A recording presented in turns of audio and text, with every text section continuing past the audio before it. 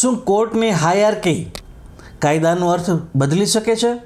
Supreme કોર્ટે સ્પષ્ટ જવાબ આપ્યો, ના.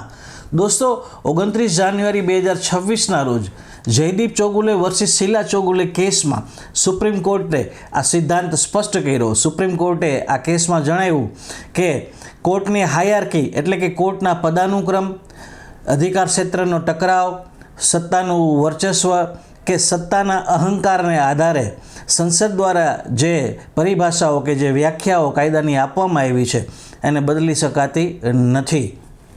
એટલે સુપ્રીમ કોર્ટે આ કેસમાં એવું સ્પષ્ટ કર્યું કે મેજિસ્ટ્રેટની કોર્ટ હોય કે સુપ્રીમ કોર્ટ હોય, પરંતુ કાયદાની જે વ્યાખ્યાઓ સંસદ દ્વારા આપવામાં આવી છે એને કોઈ પણ કોર્ટ છે એ બદલી શકતી નથી, અથવા તો કોઈ પણ કોર્ટ એનું અર્થઘટન બીજી રીતે કે અલગ રીતે કરી શકતી નથી. જો આવું કોઈ કોર્ટ કરે છે તો એ રૂલ ઓફ લોની વિરુદ્ધ ગણાશે.